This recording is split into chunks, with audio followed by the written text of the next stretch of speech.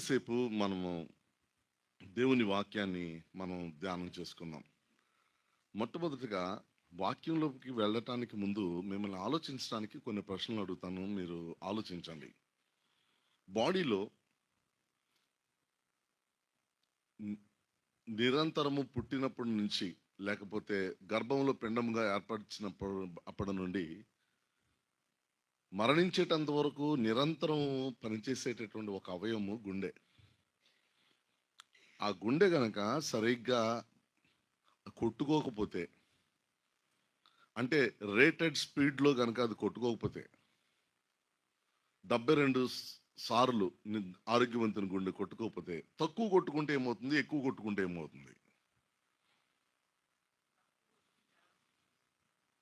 Low BP. అది ఎక్కువ కొట్టుకుంటే పెరాలసిస్ వస్తుంది. మెదడులో రక్తనాళాలు చెట్లు పోవచ్చు, కిడ్నీ ఫెయిల్ అవ్వచ్చు, హార్ట్ అటాక్ రావచ్చు, బ్రెయిన్ స్ట్రోక్ రావచ్చు. గుండె సరిగ్గా పనిచేయడానికి కూడా కొన్ని ఆ, ఏమంటారు దానిని, పారామీటర్స్ ఉన్నాయి. థైరాయిడ్ థైరాయిడ్ ఫంక్షన్ ఏంటంటే కాల్షియం ఉత్పత్తి చేస్తుంది. తెల్లవారుజామున 5 గంటల నుంచి పని ఆరంభం అవుతుంది. థైరాయిడ్ ప్రాబ్లం ఉన్నవాళ్ళు 5 o'clock ట్యాబ్లెట్ వేసుకోమంటారు. మరి ఎంతమంది అది పాటిస్తున్నారో తెలియదు. పర్ఫెక్ట్గా హార్మోన్స్ రిలీజ్ అయ్యే టైం అది. అయితే ఈ థైరాయిడ్ పనిచేయటానికి ట్రోపిక్ హార్మోన్ అని, ACTH, కిడ్నీ మీద ఉండేటటువంటి పసుపు రంగులో ఉండే చిన్నది, దాన్ని పాత్రిమాన గ్రంథంలో వప అంటారు. అది 200 ఫంక్షన్స్ చేయిస్తుంది. అది సరిగ్గా పని చేయకపోతే, less than 10 లేకపోతే కనుక, less than 10 ఉంటే కనుక ప్రాబ్లమ్స్, ఎక్కువ ఉంటే ప్రాబ్లమ్స్. ఇప్పుడు మరి గుండె సరిగ్గా కొట్టుకోవటానికి ఇది హార్మోన్స్ అన్ని కూడా సరిగ్గా సమతౌల్యత, బ్యాలెన్స్డ్గా పనిచేయకపోతే, ఏజ్ పెరిగే కొద్దీ మనలో అవయవాల యొక్క పట్టుత్వం తగ్గిపోతుంది. అదే సమయంలో మనం వాడే ఏ వస్తువు యొక్క ఏజ్ కూడా తగ్గిపోతుంది. ప్రతి ఇన్స్ట్రుమెంట్, ఈవెన్ కీబోర్డు, ప్యాడ్స్, దాంట్లో ఉన్నటువంటి కాపర్ లేకపోతే బ్రాస్, తర్వాత అందులో ఉండే ఐసీలో ఉండేటువంటి, వాడేటటువంటి ఐసీలో ఉండేటటువంటి ఆ యొక్క ఈ యొక్క ఎచ్చింగ్స్ అన్నీ కూడా పోతాయి. దాన్ని ఏజింగ్ ఫ్యాక్టర్ అంటారు టెక్నికల్గా, ఇంజనీరింగ్లో.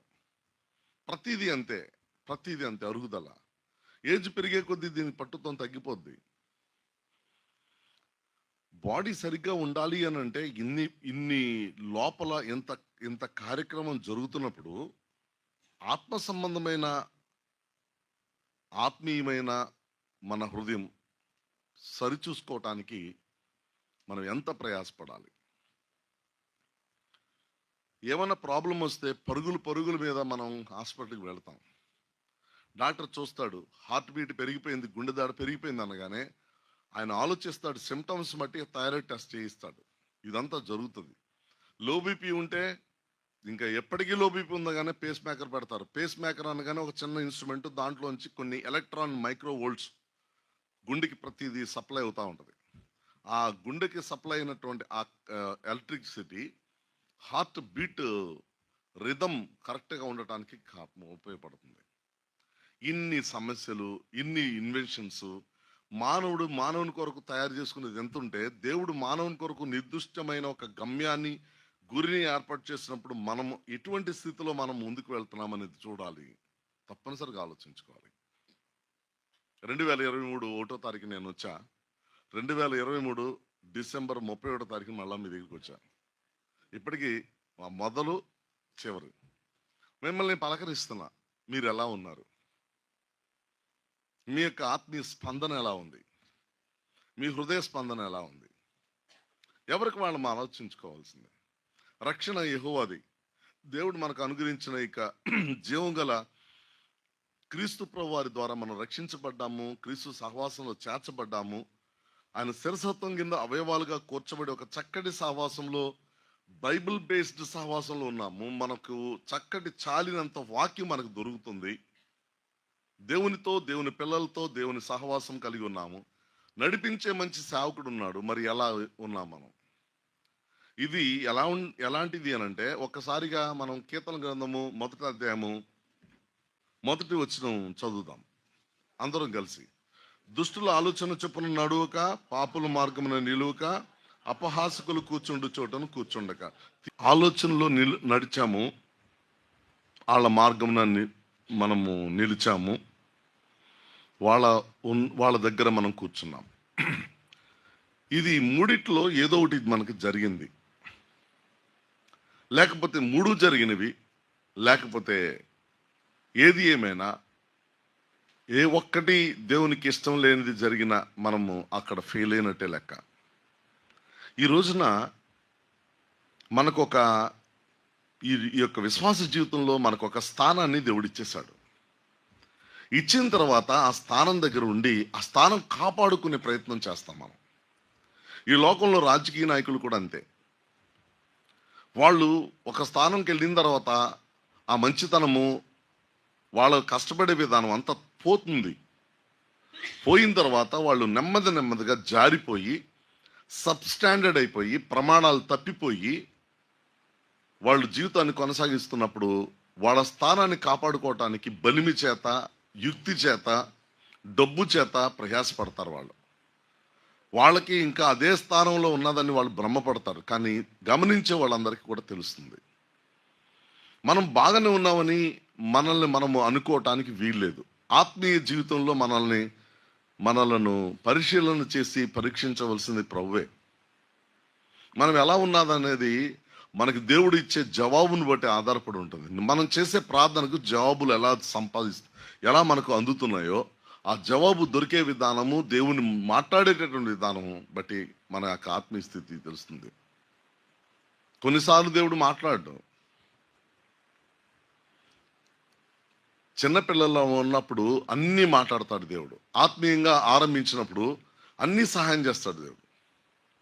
ఒక రోజున ఒక సహోదరుడు తనకి మగబిడ్డ కావాలని అడిగాడు. మేము కూడా అలాగే ప్రార్థన చేశాం. ఇంకో వ్యక్తికి అతను ఏమి అడగలేదు, తనకి మీ ఇష్టం ప్రభా, మీ చిత్తంలో ఉన్న వాళ్ళని ఇమ్మన్నాం.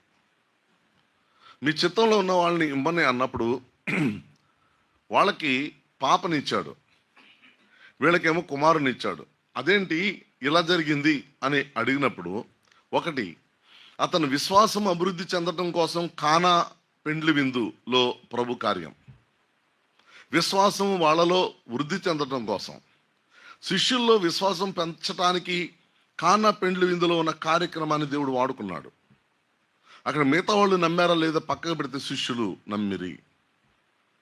కాబట్టి ఈ యొక్క వ్యక్తి, అబ్బాయి కావాలన్న వ్యక్తి ఆత్మీయంగా ఆరంభంలో ఉన్నాడు. ఇది అతనికి ఒక మలుపు అవుతుంది. ఇతను ఆత్మీయంగా ఎదిగినవాడు, ఎవరిచ్చినా పర్లేదన్నాడు. ఇచ్చినా ఇవ్వకపోయినా నువ్వే ప్రభువా అని అన్నాడు.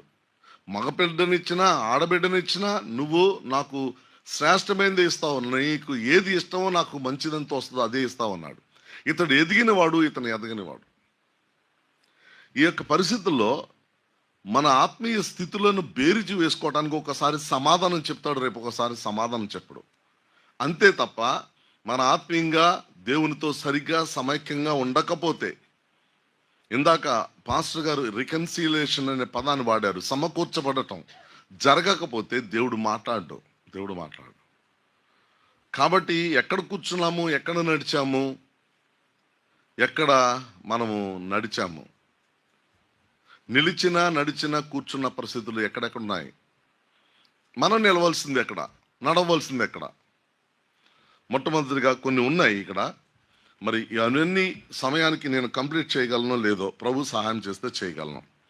సమూయేలు గ్రంథం మొదటి సమూయేలు గ్రంథం 12వ అధ్యాయం 14వ వచనం.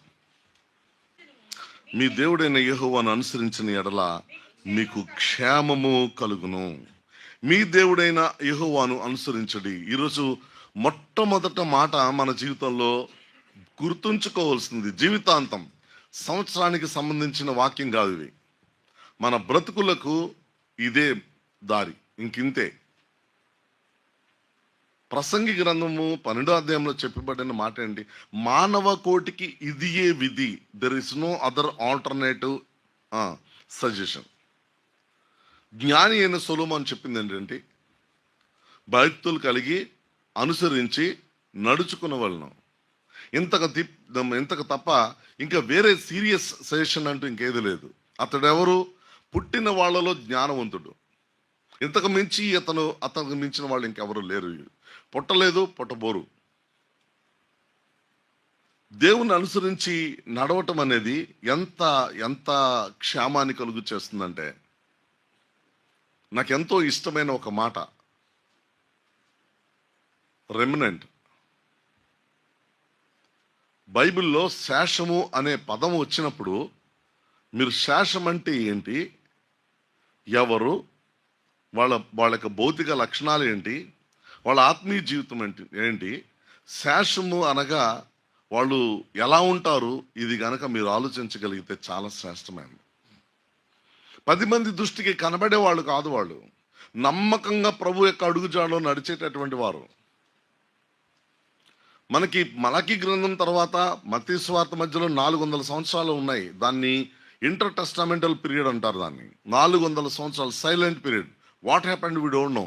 బట్ జోసెఫస్ కానీ, ఈ చరిత్ర బిడా కానీ, టెర్టూలియన్ కానీ, వీళ్ళు చరిత్రకారులు, క్రైస్తవ చరిత్రకారులు రాసినటువంటి దాంట్లో అలెగ్జాండర్ ది గ్రేట్ మొత్తం అంతటిని ఆక్రమించి చనిపోయే ముందు తన యొక్క సేనాధిపతులకు ఇచ్చేశాడు. మొత్తం జయించిన దాన్ని అంతా పంచుకున్నారు నలుగురు. పాలస్తీనా, ఇస్రాయేల్ దేశం ఈ విధంగా రోమిల పరిపాలన కిందకు వచ్చేసింది. హీబ్రూ భాష మాట్లాడేటటువంటి ఈ యొక్క ఇస్రాయేలీలు ఇప్పుడు గ్రీకు నేర్చుకోవాల్సిన పరిస్థితి ఏర్పడింది. సమాజము పూర్తిగా నాగరికత మొత్తం కూడా వాళ్ళ భాషతో పాటు వాళ్ళ యొక్క చదువులు కూడా, ఇవన్నీ కూడా, సంస్కృతి అవన్నీ కూడా, కల్చరల్ ట్రెడిషన్స్ మొత్తం కూడా రోమన్స్ ఫాలో అవ్వాల్సి వచ్చింది. ఈ పరిస్థితుల్లో వాళ్ళు దేవుని కొరకు నమ్మకంగా ఉండేటటువంటి కొన్ని తెగలు పుట్టిని. జలోతే వర్గం అని, ఎస్ఎన్ఎస్ అని, వీళ్ళు కుమ్రాన్ వాళ్ళని ఏమంటామంటే వాళ్ళ కమ్యూనిటీ, కుమ్రాన్ కమ్యూనిటీ. మనకి యెషయా గ్రంథంలోని 51వ అధ్యాయం దగ్గర నుంచి తీయొద్దండి, మీకు రిఫరెన్స్ చెప్పట్లా.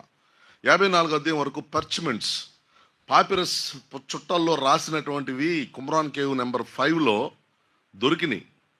ఆ కేవులు, ఆ గుహల్లో దొరికినాయి కొన్ని. అక్కడ ఒక వర్గాలు వాళ్ళు నివాసం ఉండేవాళ్ళు. ప్రజలతో కలవకుండా పరిశుద్ధంగా బ్రతుకుతూ, దేవుని కొరకు నమ్మకంగా కొనసాగుతూ, అందరితో మమేకం అవ్వకుండా వాళ్ళు అలా బ్రతుకుతూ వచ్చారు. వీళ్ళందరినీ ప్రత్యేకించబడిన వారు అని అంటాం. వాళ్ళు బహిరంగంగా ఎదుటి వారు గుర్తించబడటానికి వచ్చేటటువంటి వాళ్ళు కాదు. వాళ్ళు శేషం అనగానే మీరు దయచేసి మీరు చరిత్రను వెతకండి, చూడండి. సమయం సరిపోదు వారి గురించి చెప్పడానికి. దేవునికి నమ్మకంగా ఉండాలి. దేవుని అడుగుజాడలో నడవటానికి వాళ్ళు చూస్తున్నారు, వీళ్ళు చూస్తున్నారు అనేది ప్రమాణికం కానే కాదు. అంతే. ఇంట్లో మనం వండుకున్నటువంటి వంటలు పక్కన వాళ్ళు పీల్చాలని వండం, మన కోసం వండుకుంటాం కదండి. మన కోసం వండుకుంటాం, ఇది అందరికి తెలియటానికి కాదు. ఇంకో కొంతమంది ఇంకా తెలివిగా జాగ్రత్తగా ఏం చేస్తారంటే వాసన పీల్చి కూడా కుళ్ళుకుంటారని తలుపులేసేస్తారు కూడా. అసలు ఏ పరిస్థితుల్లో పక్కన వాళ్ళకి తెలియనివ్వరు. రహస్యంగా చేస్తాం కొన్ని పనులు, కానీ రహస్యంగా నమ్మకంగా దేవుని వెంబడించడానికి మనం ఇష్టపడట్లేదు. దేవుని అనుసరించాలి, మనం దేవుని అనుసరించాలి. మనకి ఇంకా వేరే దారి లేదు.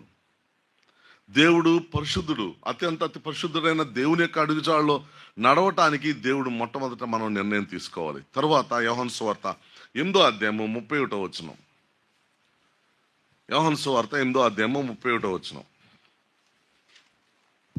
కాబట్టి యేసు తనను నమ్మిన యూదులతో మీరు నా వాక్యమందు చదవండి, నిలిచిన వారైతే నిజముగా నాకు శిష్యులయ్యుండి సత్యమును గ్రహించెదరు. అప్పుడు సత్యం మిమ్మలను స్వతంత్రులుగా చేయను. కాబట్టి మీరు నా వాక్యమందు నిలిచి ఉండుడి. యేసుప్రభు వారు మనకు ఇస్తున్నటువంటి ప్రకటన ఏంటంటే, ఆయన పిలుస్తున్న పిలుపు ఏంటంటే ఆయన వాక్యమందు నిలిచి ఉండమని. ఎక్కడ నిలిచాము? నేను ఇందాక చదువుకున్నటువంటి కీర్తనల 1వ అధ్యాయంలో ఏం రాసి ఎక్కడ నిలిచి ఉన్నాం? మనము పాపల మార్గంలో నిలిచి ఉన్నాం.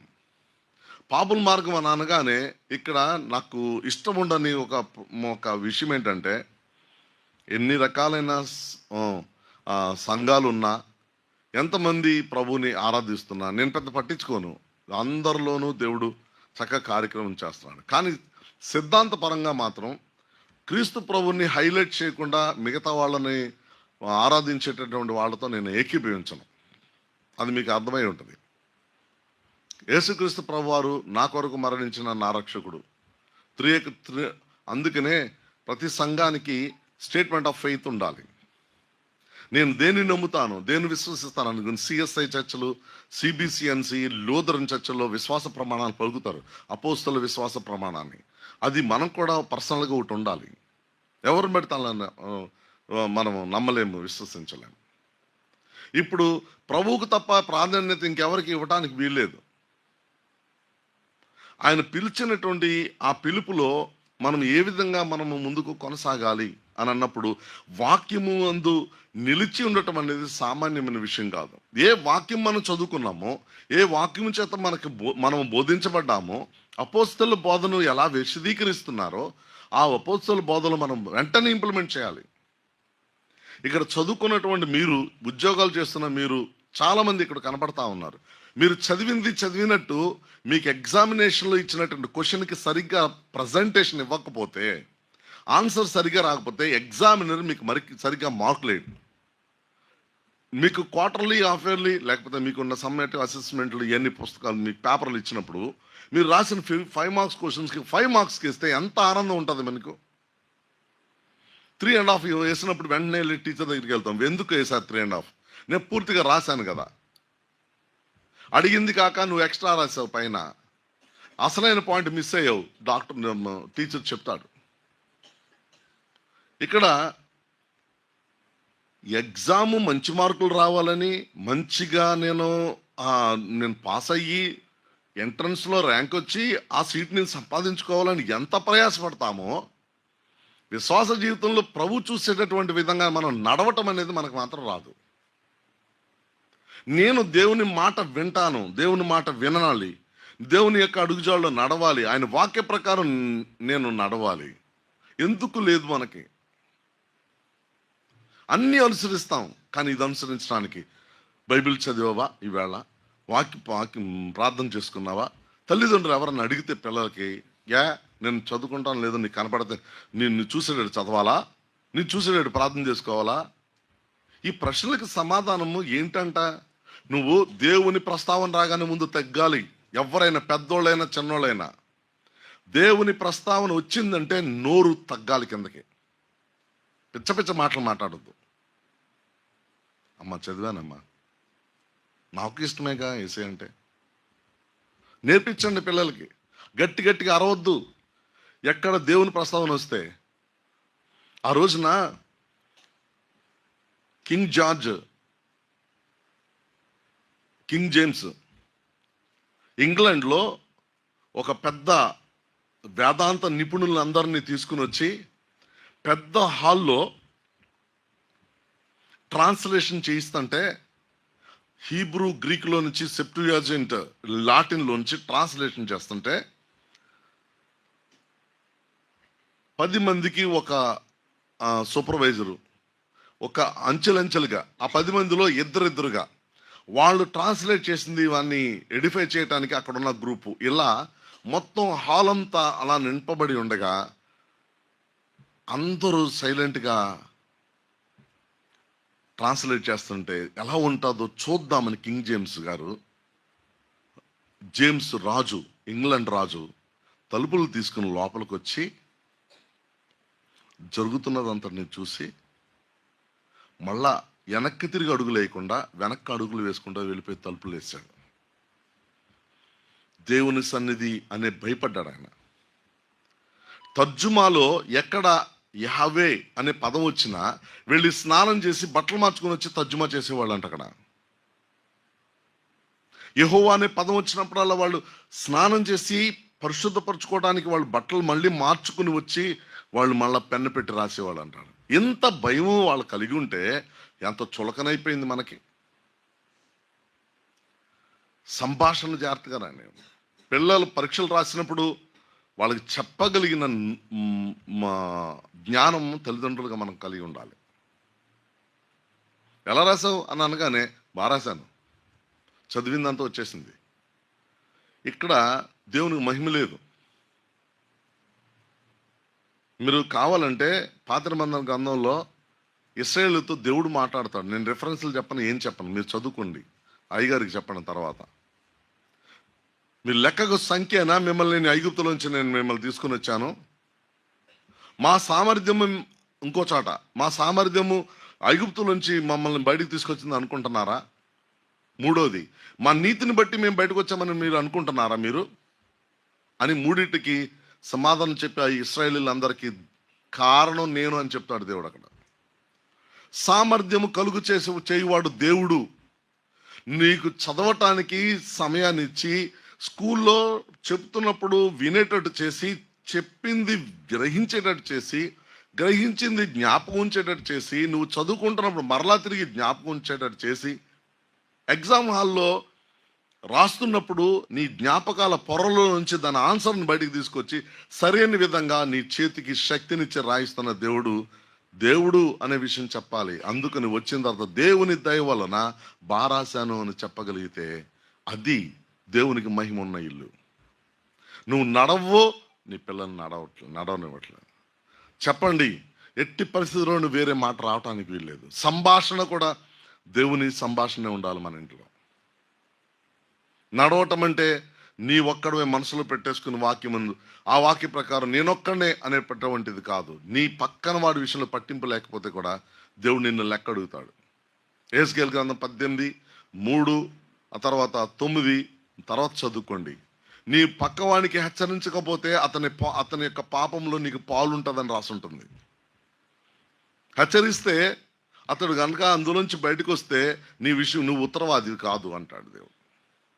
కాబట్టి జాగ్రత్తగా మనం నిలిచి ఉండాలి, జాగ్రత్తగా నడవాలి, జాగ్రత్తగా నడవమని మన పిల్లలకి బోధించాలి.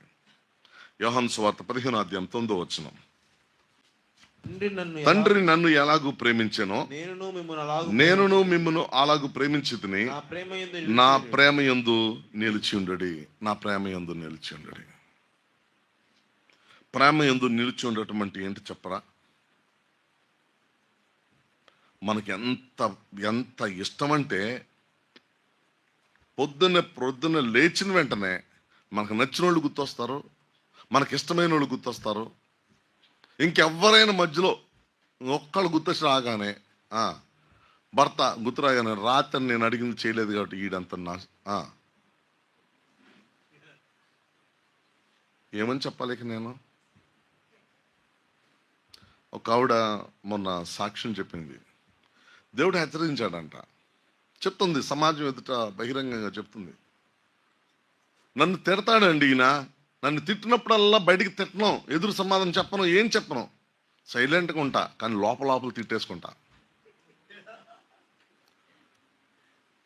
దేవుడు హెచ్చరించాడు ఆ రోజున. దేవుని సన్నిధిలో నేను ఒప్పుకున్నా, నువ్వెవరు నా సేవకుని తిట్టడానికి?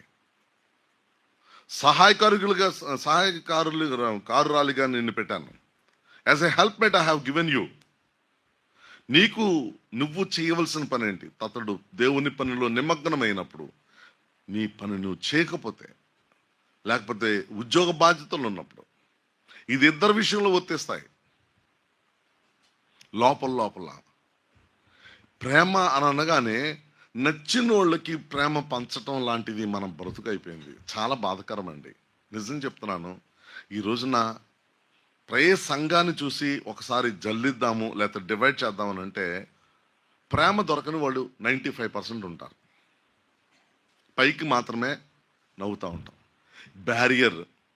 రకరకాలైన బ్యారియర్స్ పెట్టుకుంటాను. నేను ఎన్ని ప్రస్తావించను. నేను నచ్చిన వాళ్ళతోటి మనము ప్రేమ పంచటం లాంటిది. ప్రేమ యందు నిలిచి ఉండుడి అని అనగానే ఏ ప్రేమతో ప్రభు మనల్ని ప్రేమించాడో అదే ప్రేమతో అందరికీ పక్షపాతం లేకుండా ఆ ప్రేమను పంచటం కింద లెక్క.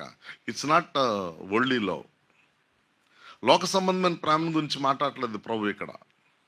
నా ప్రేమ యందు నిలిచాను. ఏ ప్రేమ నా తండ్రిని బలవంతం చేసిందో నన్ను ఇక్కడికి పంపటానికి, ఏ ప్రేమతో నేను మిమ్మల్ని అందరినీ ప్రేమించానో ఆ ప్రేమ మనకు అనుగ్రహించాడు. యేసుప్రభు వారి యొక్క ప్రేమ నేను ప్రేయర్స్లో ఈ సంవత్సరం ఫాలో అయింది ఏంటంటే, క్రిస్మస్ ప్రేయర్స్లో యేసుప్రభు వారి గురించి చెప్పబడినటువంటి ఆ యొక్క లక్షణాలన్నీ ఒక్కొక్క రోజు ఒక్కోటి వాకింగ్ కింద చెప్పడానికి ప్రభు సహాయం చేశారు. ఆశ్చర్యకరుడు, ఆలోచనకర్త, ఈ పేర్లన్నీ ఏంటి? ఆయన స్వభావము, ఆయన లక్షణాలు, ఆయన ఎలాంటి వాడో, ఏం పని చేస్తాడో అది ఆయన స్వభావం. దేవుడు మనకు అనుగ్రహించినటువంటి స్వభావం ఎటువంటి స్వభావము? దాన్ని ఆయన మన పోలిక చొప్పున మన స్వరూపమందు నరుని చేయుదము అని అన్నప్పుడు, దేవుడు అనుగ్రహించినటువంటి పోలిక ఏంటి అని అంటే, ఆయనలో ఉన్నటువంటి స్వభావాన్ని ఆయన మనకి ఇచ్చాడు. ఎలా ఇచ్చాడు ఆయన అని అంటే, జీవితాన్ని ఇచ్చాడు, వ్యక్తిత్వాన్ని ఇచ్చాడు, సత్యాన్ని, జ్ఞానాన్ని, ప్రేమను, పరిశుద్ధతను, న్యాయాన్ని ఇచ్చాడు దేవుడు. ఇవి మనకు ఇవ్వగలిగినవి ఆయన దగ్గర ఉన్నవి. వాటితో మన జీవితం సరిపోతుంది. ఆయన ప్రేమ మనకి ఇచ్చినప్పుడు ఆ ప్రేమతో మనం ప్రేమించడం మానేసేసి నీకు కొత్తగా నీ ఇష్టము. ఇప్పుడు మా ఇంటికి తలుపు తీయగానే మా కారిడార్ అవతలకి ఇంకో ఇల్లు ఉంటుంది. మొట్టమొదటి ఈ శబ్దం వినేది వాళ్ళ కుక్క. పైకి వస్తుంది, వచ్చిన వెంటనే అరుస్తుంది గట్టిగా. సలభ్యం ఏమనుకుంటుంది అంటే, వెంటనే దానికి బిస్కెటో, కేకో, రస్కో ఏదో ఒకటి వేయాలి. వెంటనే దాని మీద చూపించే ప్రేమ దేవుని ప్రేమ కాదు. అది దేవుని ప్రేమ కాదు, అది ఇష్టం అంతే. దేవుని ప్రేమ అనగానే అందులో క్షమాపణ ఉంది. ఆ ప్రేమలో క్షమాపణలు ఉంది, ఆ ప్రేమలో విధేయత ఉంది, ఆ ప్రేమలో లోబడే మనసు ఉంది. విధేయత, లోబడే మనసు రెండు వేరు. సబ్మిషన్ ఉంది. Obedience and submission, both are different words. Please try to understand. ఆ కుక్కకి వేసేది దేవుని ప్రేమతో సంబంధించిందిగా. ఎలాంటి కుక్క ప్రేమలు మాత్రం చాలా మందికి 99% ఉంటుంది, దేవుని ప్రేమ ఉండదు. నా ప్రేమ ఎందు నిలిచి ఉండి అనగానే ఆయన చివరి ఆఖరి రక్తబొట్టు కూడా పొడిస్తే కూడా ప్రేమ కారింది కిందకి. ఒక్క మాట మాట్లాడలేదు. ఇంజెక్షన్ చేస్తే ఇంజెక్షన్ సిరంజి పట్టుకొని మందు ఎక్కిస్తూ ఉంటేనే మనకి నొప్పి వచ్చేస్తుంది. ఒకసారి నడమంత్రం అంటారు చూసి తెలుసా మీకు? నడమంత్రం అంటే ఏంటి తెలుసా మీకు? నడమంత్రం అంటే లేకపోయినా ఉన్నట్టు. స్పీడ్ బ్రేకర్ అక్కడెక్కడ ఉంది, ఇక్కడే అమ్మో అంటారన్నమాట. వాళ్ళు ఎక్కక ముందే నొప్పి వచ్చేసినట్టు అమ్మో అంటారన్నమాట. ఏంటి అమ్మో అన్నారంటే, ఆపేసి స్పీడ్ బ్రేకర్ ఎక్కింది ఏమోనని. దేవుడు వాక్యములో నిలిచి ఉండటం, దేవుని ప్రేమలో నిలిచి ఉండటం, ప్రేమలో నిలిచి ఉంటున్నప్పుడు పూర్తి అది మనలోంచి రిఫ్లెక్ట్ అవ్వాలి. యోహాను రాసిన మొదటి పత్రిక 3వ అధ్యాయము మొదటి 3 వచనాలు చదవగలరా ఎవరైనా స్పీడ్గా? మనము దేవుని పిల్లమని పిలువబడినట్లు తండ్రి మనకెట్టి ప్రేమను అనుగ్రహించినో చూడుడి. మనము దేవుని పిల్లలమే. ఈ హేతువు చేత లోకము మనల్ని ఎరుగదు, ఎలయనగా అది ఆయనను ఎరుగలేదు. ప్రియులారా, ఇప్పుడు మనము దేవుని పిల్లలమై ఉన్నాము. మనం ఇక ఏమవుదుమో అది ఇంకా ప్రత్యక్షపరచబడలేదు గాని ఆయన ప్రత్యక్షమైనప్పుడు ఆయన ఉన్నట్లుగానే ఆయనను చూతుము గనుక ఆయనను చూతుము గనుక ఆయన పోలియుందుమని ఎరుగుదుము. This was the last impact of his likeness and image. ప్రభువుని కలుసుకున్నప్పుడు జరుగుతుందంటండి. ఆయన మన ముందు నిలబడతాడంట. మనం ఆయన దగ్గరికి వెళ్తాము. ఆయన చూసి ఏంటి నాకులాగా ఈయనున్నాడేంటి అంటే, ఆయన పోలిక సంపూర్ణంగా సంతరించుకున్నట్టు లెక్క.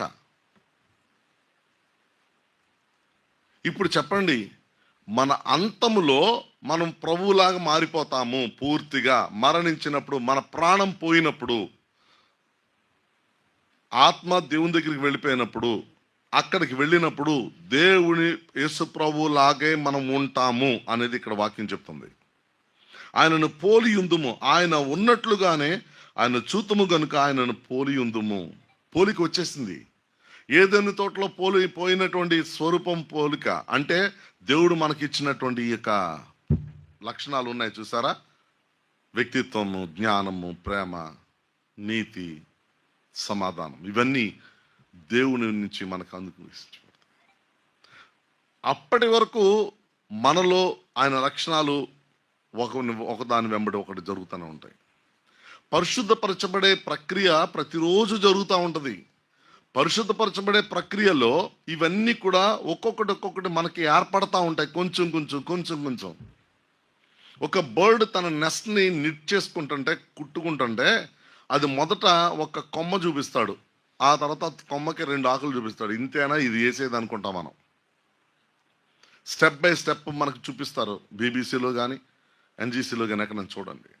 కంప్లీట్ అయిపోయిన తర్వాత అది అంత బ్యూటిఫుల్గా ఉంటుంది. అది రూపం ఏర్పడతా ఉంటుంది. ఇంకా మనలో రూపం ఏర్పడదు. దేవుని పోలిక, దేవుని స్వరూపం. ఆయన వాక్యమందు నిలిచి ఉన్నప్పుడు, ఆయన ప్రేమలో నిలిచి ఉన్నప్పుడు అది ఖచ్చితంగా క్రీస్తు ప్రభు వారి ప్రేమను చూపించడం ఆరంభిస్తాం. తేరి చూచినప్పుడు సింహాసనం మీద కూర్చున్న ప్రభు లేచి నిలబడ్డాడంట. నిలబడితే నేను ప్రభువుని చూచున్నాను, ఆయన సింహాసనం మీద దగ్గర లేచి నిలబడ్డాడని చెప్తుంటే మరింత దేవదోషం చేస్తున్నానని రాళ్లతో కొట్టి చంపేశారు స్టెఫన్ని. ఆఖరి క్షణంలో ప్రభువుని చూసినాడు. ఆఖరి సమయంలో ఏమన్నాడు? ప్రభు శిలువ మీద పలికిన మాటను ఇంకొకసారి పలికాడు. ఇంకెంతమంది పలికారో ప్రపంచంలో అవి రాసలేదు, గ్రంథస్థం చేయబడలేదు. 2023 సంవత్సరాల్లో ఎంతమంది హస్తాక్షులయ్యారో వాళ్ళందరూ ప్రభు పలికినట్టే పలికారు. ఎవరిని ఏమనొద్దు ప్రభు, ఎవ్వరికి ఏమి ఇవ్వద్దు, దోష శిక్షణ వాళ్ళ మీద మోపొద్దు, వాళ్ళని క్షమించేయి. ఆఖరి మరణం దగ్గర చిత్రహింసలు పడుతున్న వాళ్ళు ఎవ్వరు కూడా తిట్టలేదంట. ఎవ్వరిని నువ్వు నాశనం అయిపోతావురై, ఇదిరా అదిరా అని ఎవరు తిట్ల. ప్రేమించిందే తప్ప శపించలా. ఈ ప్రేమతో మనం పోల్చుకుంటే మన ప్రేమలు ఎటువంటివి? దయచేసి నేను ఆ మాట అనను, కానీ ఇందాక మనం చెప్పిన ప్రేమలు అలాంటి ప్రేమ. ఇష్టము అనేది ప్రేమ కాదు. ప్రేమ అనేది సంపూర్ణంగా త్యాగంతో కూడింది. మళ్ళా తిరిగి నా కుటుంబము, నా పిల్లలు, ఇదొక రకమైంది. ఇది మళ్ళా వేరే సబ్జెక్ట్ అయిపోతుంది. కానీ సమతుల్యత అంటే అది ఆ బ్యాలెన్సింగ్ చేయటం అనేది మనకు రావాలి. ఖచ్చితంగా దేవుడు మనకి ఆ జ్ఞానాన్ని ఇస్తాడు కూడా. తరువాత అపోస్తల కార్యముల గ్రంథం 13 అధ్యాయం 43 వచనం. సమాజ మందిరంలోని వారు లేచిన తరువాత అనేకులు యూదులను, భక్తిపరులైన యూదామత ప్రవిష్టులను పౌలును బర్నబాను వెంబడించిరి. వీరు వారితో మాట్లాడుచు దేవుని కృపయందు నిలకడగా ఉండవలని వారిని హెచ్చరించిరి. Continue in the grace of God. దేవుని కృపయందు నిలకడగా ఉండాలి అని అన్నప్పుడు, కృప ఎందు నిలకడగా ఉండటం అంటే కృప దుర్వినియోగం అవ్వకూడదు. కృప దేవుడు మన పట్ల చూపించాడు అనుకోండి, ఆ కృపలోనే నిలిచి ఉండాలి. కృపను దాటి అవతలకు వెళ్ళి కృపను దుర్వినియోగం చేయటం అంటే ఖచ్చితంగా మనం రోమిలికి రాసిన పత్రికలో 5వ అధ్యాయం చివరి మాటలు అంటాడు, పాపం ఏముందు, కృప విస్తరించునని పాపం ఎందు నిలిచిందుమా? అట్లానే రాదు. పాపంలో నిలిచి ఉండమంటట్లేదు, కృపలో నిలిచి ఉండమంటున్నాడు. ఎందుకు అనంటే కృప అనుగ్రహించబడింది. ఎంత అనుగ్రహించబడింది? ఎఫెసీయులకు రాసిన పత్రిక 4వ అధ్యాయం 7వ వచనం అండి. అయితే మనలో ప్రతివానికి క్రీస్తు అనుగ్రహించు వరము యొక్క పరిమాణము చొప్పున కృప ఇయ్యబడెను. Grace has been given to everyone to the level they wanted. కావలసినంత కృప ప్రతి ఒక్కరికి ఎవరి స్థాయికి తగ్గట్టు వారికి ఇవ్వబడింది. ఆ కృపలోనే నిలిచి ఉండాలి మనం. ఇవ్వబడిన కృపకు మించి మనం దాని కృపను దుర్వినియోగం చేయకూడదు. దీని గురించి వివరించాలంటే చాలా సమయం పడుతుంది. మాటి మాటికి మనం ప్రార్థన చేసేది ఏం ప్రార్థన చేస్తాం చెప్పండి? కృప ఇవ్వు ప్రభువా, కృప చూపించు ప్రభువా, కృప చూపించు. ఏంటి మీరు కృప చూపించమని అడిగే దానికి అర్థం ఉంది అసలు? ఎందుకు కృప చూపించాలి? కృప ఎందుకు? అనర్హుడనైన నాకు నా మీద చూపించిన దేవుని కృప అనుగ్రహించబడింది. ఇప్పుడు నన్ను అర్హుడిగా చేసింది. అర్హుడనైన తర్వాత మళ్ళా తిరిగి కృపను ఉపయోగించుకోకూడదు. ఆ కృప బ్యాలెన్స్గా ఉంచాలి. ఉపయోగపడుతుంది. నీ ఇష్టం వచ్చినట్టు ఇప్పుడు మా నాన్నగారు ఇలా చెప్పారు, అంత ఇవ్వండి ఇంత ఇవ్వండి అని అన్నయ్య అడిగేవాడు. తర్వాత నేను తీసుకునేవాడిని. కొంతకాలం పోయిన తర్వాత నాన్నగారు ఏం చెప్పారు తెలుసండి? ఒక మంచి మాట చెప్పాడు ఆయన. అరే, మీరు అడిగిందంతా నేను ఇస్తా, ఇవ్వను అంటున్నాం, కానీ ఎవరి డబ్బులు అవగొట్టుకుంటున్నారు తెలుసా? మీయే. చెప్పండి, మీ తల్లిదండ్రులు ఎంతమంది మీ పిల్లలకు చెప్తారు చెప్పండి? మీరు పాకెట్ మనీలు, బ్యాంక్ బ్యాలెన్స్లు, ఫోన్పే, గూగుల్ పే ఎంతమంది ఇస్తున్నారు చెప్పండి? ఈ మాట చెప్పగలరా మీరు? తండ్రి కష్టపడి సంపాదించిన ఆస్తి అంతా చివరికి మాకివ్వటానికే దాచాడు ఆయన. ముందుగానే మేము ఉపయోగించుకుంటున్నాం చిన్న కుమారులాగా. ఆ మాట ఈ సాధారణ పద్ధతిలో చెప్పాడు మా నాన్నగారు. అప్పుడు అర్థమైంది నాకు మళ్ళీ తిరిగి, అవసరమైతే తప్ప ఎప్పుడు కూడా ఉపయోగించలేదు. బ్యాలెన్సింగ్ అనేది అన్ని ఏరియాలో కావాలి. కృప కూడా అంతే. కృపలో నిలిచి ఉండాలి. కృప దాటిపోకూడదు. ఇవ్వబడిన కృపలోనే నిలిచి ఉండాలి. ఏమండి, మీకు నేను ఇంతకుమించి నేను చెప్పలేనండి, నన్ను క్షమించండి. దేవుడు మన పట్ల చూపించేటటువంటి ప్రేమ కానీ, కృప కానీ, ఆయన వాక్యంలో నిలిచి ఉండటం కానీ, ఆయన దారిలో నిలిచి ఉండటం కానీ, దేవుని అడుగుజాడలో నడిస్తే కొద్దీ ఎప్పుడు మనం ముందుకు వెళ్ళటానికి దేవుడే సహాయం చేస్తాడు. ఇక మనం ఇప్పుడు తప్పు చేశాము, నాన్నకి అమ్మకి తెలిసింది కదా అని చెప్పి మీ ఫ్రెండ్ ఇంట్లో ఎన్ని రోజులు ఉంటాం చెప్పండి? చెప్పాలి. మీరు తల్లిదండ్రులుగా మీ పిల్లల్ని ఒప్పుకోరు. ఒకవేళ మీరే పిల్లలు అనుకోండి, మీరు ఎన్ని రోజులు ఉంటారు మీ ఫ్రెండ్స్ దగ్గర? ఒక రోజు, 2 రోజులు. మీ నాన్నగారు వాళ్ళ అమ్మగారు వాళ్ళకి ఎంక్వైరీ చేయటం మొదలు పెడతారు. ఇంటికి వస్తాం, తిడతారు, పనిష్మెంట్ ఇస్తారు, కానీ హక్కును చేర్చుకోవడం మానరు, త్రోసివేయరు. ఖచ్చితంగా ఆ ప్రేమను చూపిస్తారు వాళ్ళు. ఇంకో విషయం ఏంటంటే, మనము దేవుని ఎదుట మనం చేయవలసిన పని అదే. సరి చేసుకోవటానికి సమయం ఇచ్చాడు దేవుడు ప్రతి రోజు కూడా. బల్ల ఉన్నదనుకోండి, బల్లను సమీపించే ముందు పరిశీలించుకోవటం, పరీక్షించుకోవటం. ఆ 2 పదాలను కనుక మీరు జాగ్రత్తగా కనుక మీరు ధ్యానం చేస్తే, సమయం అయిపోతుంది కదా అని క్విక్గా జరిగేటటువంటి ఈ యొక్క ప్రాసెస్లో ముందుగానే సిద్ధపడరండి. ముందుగానే వాక్యం చదువుకుని రండి. పరీక్ష అంటే. కాబట్టి ఇప్పుడు మనం వెనక్కి తిరిగి చూసుకుంటే, ఈ అన్నిటి విషయంలో, నిలిచి ఉండే విషయంలో, నడిచే విషయంలో, దేవుని సన్నిధిలో కూర్చునే విషయంలో మనం లోపం కలిగి ఉన్నామా? పర్ఫెక్ట్గా ఉన్నామా? మనసాక్షి గద్దిస్తుందా? ఒకవేళ మనసాక్షి గద్దించినట్లయితే మరి దేవుని దగ్గరికి ఏమని వెళ్తాం మనం? ఎవరో చెప్పితే సరి చేసుకునే స్థితిలో నుంచి మనల్ని మనమే సరి చేసుకునే స్థితిలోకి వచ్చేసాం. కాబట్టి స్వస్థ బుద్ధి అనే మాటని పౌలు గారు ఎక్కువ వాడతారు. స్వస్థ బుద్ధి ఆ మాట, అది పేతురు గారు ఒకసారి రాస్తారు. స్వస్థ బుద్ధి అని అనగానే మన బాడీలో ఉన్న ఒక గ్రేటెస్ట్ ప్రాసెస్ అది. శరీరంలో ఏదైనా లోపం వస్తే శరీరమే తను తాను రిపేర్ చేసుకునే ప్రక్రియ మన బాడీలో ఉంది ఆల్రెడీ. అది తన వల్ల కాకపోతే అప్పుడు అది బయటపడుతుంది. మనమే సరి చేసుకోవాలి. నాలో నీకు ఆయస్కరమైన మార్గం ఏమైనా ఉన్నదా పరిశీలించుము అని కీర్తనాకారుడు ఎందుకన్నాడో తెలుసా? తను చేసుకోవాల్సినంత చేసేసుకున్నాడు, కానీ దేవునికి కనబడేవి కొన్ని ఉన్నాయి, తనకు కనబట్ల. అందుకని చెప్పు ప్రభా సరి చేసుకుంటాను అంటున్నాడు. ఆ ప్రార్థన మనం ఏమీ సరి చేసుకోకుండా అడగటానికి వీల్లేదు. ఇంకొక విషయం ఏంటంటే, దేవుడి సన్నిధిలో మనము వేషధారులుగా ఉండటానికి కుదరదు. మనుషులు ఎదుట కుదురుతుంది, ఎట్టి పరిస్థితుల్లో అంగీకరించడు. దేవుడి సన్నిధి అని అనగానే మొట్టమొదట భయం రావాలి మనకి. పోలీస్ స్టేషన్కి వెళ్ళిన వెంటనే నువ్వే అంటగా అది చేసిన పని అనగానే ఈయన ఫేస్ ఫీలింగ్స్ చూసి ఇతను అలాంటోడో కాదో చెప్పేస్తారు వీళ్ళు. ఎవరో పోలీస్ డిపార్ట్మెంట్ వాళ్ళు.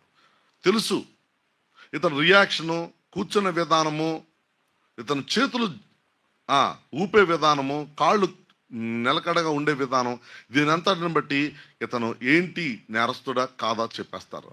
ఇతనికి ఈ పనిలో ఇతనికి ఇన్వాల్వ్మెంట్ ఉందో లేదో కానీ చెప్పేస్తారు. ఇది పెద్ద దూరం వెళ్ళాల్సిన పని లేదు.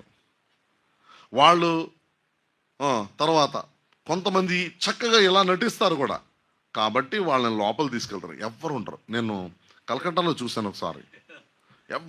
ఎవ్వరు మాట్లాడరు, దా అని తీసుకెళ్తారు లోపలికి. అదొక రూము, తలుపులన్నీ వేసేస్తారు, శబ్దం బయటికి రాదు. 10 నిమిషాల తర్వాత బయటకు వచ్చాడు, నడవలేకపోతున్నాడు అనమాట.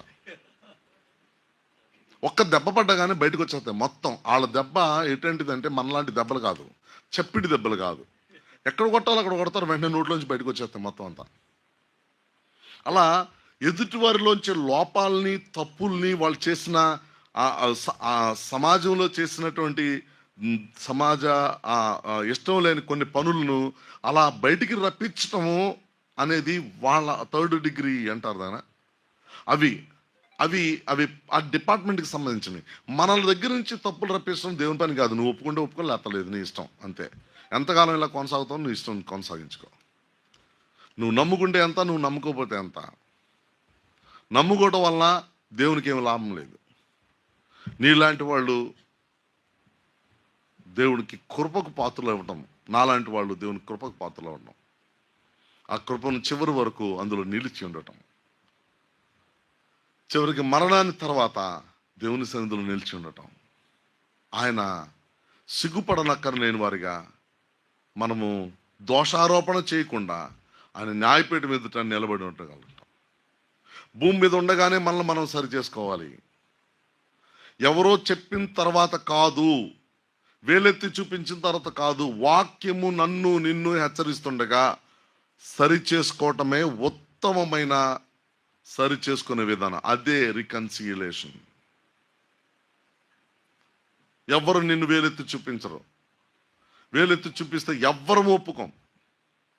దేవుడు మనల్ని హెచ్చరిస్తుండగా మనల్ని మనమే పరీక్షించుకొని, పరిశీలన చేసుకొని దేవుని అడుగుజాడలో నడవటానికి ప్రభు తన కృప అనుగ్రహించింది కాక. ఇలాంటి వాళ్ళకి దేవుని సహాయం ఏంటంటే, ఒక చక్కటి మాట, నాకు ఇష్టమైన మాట ఒకటి చదువుతాను, మధురంగా ఉంటుంది. ఇది ఎలా ఉంటుందంటే, కాబట్టి నేను మిమ్మల్ని ఒక ప్రశ్న అడుగుతా. తినే వాటిలో, త్రాగే వాటిలో మీకు తృప్తి కలిగించేది ఏంటి? ఎప్పుడు తీవ్ర దాహంతో ఉన్నప్పుడు ఆ నీళ్లు తాగితే ఉంటుందండి, మంచి నీళ్లు, ఎంత హాయిగా ఉంటుందో తెలుసా. మనకేది అవసరం లేదు. దేవుని వాక్యము ఎలా మనకి సహాయపడుతుందంటే, యెషయా గ్రంథం 30వ అధ్యాయం 21వ వచనం. ఈ హెచ్చరికలు మనకి వినపడుతుంటే మనం బ్రతుకున్నట్లు లెక్క, లేక చచ్చిపోయినట్లు లెక్క.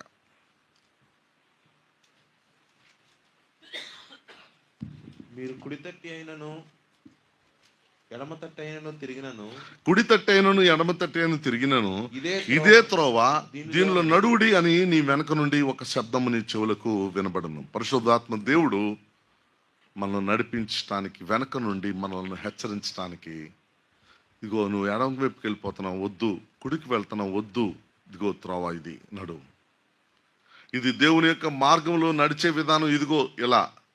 ఎవరైతే ఈ హెచ్చరికలు వింటూ ఉన్నారో వాళ్ళు జీవంతో ఉన్నట్టు లెక్క, లేకపోతే ఆత్మీయంగా వాళ్ళలో స్పృహ కోల్పోయినట్టే లెక్క. స్పృహ కోల్పోయిన వాళ్ళకి సెలైన్లైనా ఎక్కించాలి, వెంటిలేటర్ అన్న ఊపిరి అందకపోతే వెంటిలేటర్ అన్న పెట్టాలి, తర్వాత ఏం జరుగుతుందో తెలియదు. సరి చేసుకుంటే దేవుడు సమకూర్చుతాడు. జకర్యా గ్రంథం 1వ అధ్యాయం 3వ వచనం కూడా చదువుదామా ఒకసారి. చేశాడు అది. కాబట్టి నీవు వారితో ఇట్లనము, ఉమ్, సైన్యములకు అధిపతియగు యెహోవా సెలవిచ్చినది ఏమనగా, ఉమ్. మీరు నా తట్టు తిరిగిన ఎడల, మళ్ళా స్పష్టంగా చదవండి, మైక్ దూరంగా పెట్టుకుని చదవండి. కాబట్టి మీరు మీరు నా తట్టు తిరిగిన ఎడల మీరు నా తట్టు తిరిగిన ఎడల నేను మీ నేను మీ తట్టు తిరిగేదను అని సైన్యములకు అధిపతియగు యెహోవా అని సైన్యములకు అధిపతి యెహోవా యెహోవా సెలవిచ్చున్నాడు. అంటే ఇంతకీ దేవుని తట్టు లేమాట. తప్పు జరిగింది, పొరపాటు జరిగింది, తొట్టిల్లాము, జారిపోయాము, ఈ మాటలన్నీ కాదు. దేవునికి మన వీపు చూపిస్తున్నామంట. వెనక్కి తిరిగి ఆయన వంక తిరిగితే దేవుడు కూడా మన వైపు తిరుగుతాను. మీరు నా దగ్గరకు రండి, నేను మీ దగ్గరకు వస్తాను. సరి చేసుకోవటానికి దేవుడు అవకాశం ఇస్తున్నాడు. అలా దేవుని కృపలో నిలుచుండి ముందుకు కొనసాగటానికి ప్రభు తన కృప మనందరకు అనుగ్రహించును గాక. ఆమేన్.